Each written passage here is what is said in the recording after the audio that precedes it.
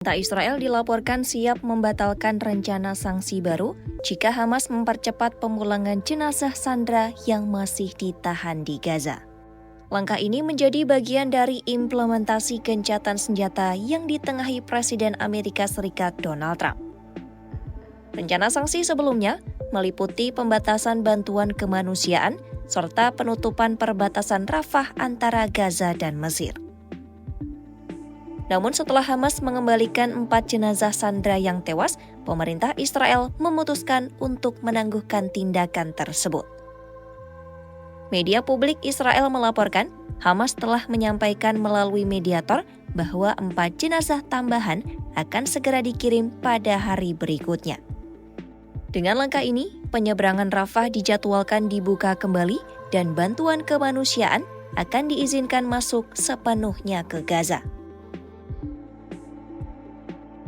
Menurut laporan pejabat Timur Tengah, Hamas mengaku membutuhkan waktu untuk menemukan semua jenazah karena sebagian besar terperangkap di bawah reruntuhan atau wilayah yang masih dikuasai IDF.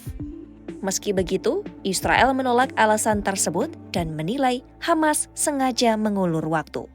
Pejabat militer Israel memperingatkan, setiap penundaan atau pelanggaran akan dibalas dengan pembatasan bantuan dan penutupan perbatasan. Presiden Amerika Serikat Donald Trump, Hamas telah salah menyampaikan jumlah jenazah yang masih ada di Gaza. Menurutnya, dari 28 sandera yang dilaporkan tewas, Hamas hanya mampu mengembalikan sebagian kecil saja. Trump menegaskan waktu untuk memenuhi perjanjian semakin sempit. Sementara itu, 4 peti mati yang berisi sisa-sisa jenazah sandera telah tiba di lembaga forensik Abu Kabir di Tel Aviv untuk diidentifikasi. Pejabat kesehatan Israel mengatakan proses ini dapat memakan waktu hingga 2 hari. Sementara Hamas belum menyebutkan identitas para sandera yang diserahkan.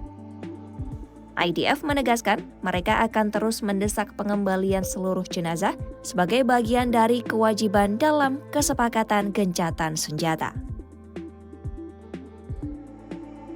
Palestina saat ini masih dalam kondisi rapuh. Meski gencatan senjata berlaku, pasukan Israel dilaporkan melakukan serangan drone di wilayah Seijaya, menyebabkan sedikitnya 7 orang tewas. Pejuang Hamas terlihat kembali bergerak di beberapa kawasan dan insiden eksekusi publik terhadap warga Palestina memicu ketegangan baru di dalam Gaza.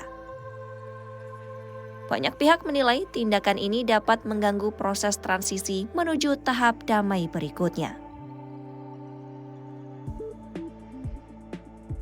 Perdana Menteri Israel Benjamin Netanyahu menyatakan Israel akan memberi kesempatan penuh pada diplomasi, namun memperingatkan bahwa neraka akan pecah jika Hamas menolak melucuti senjata.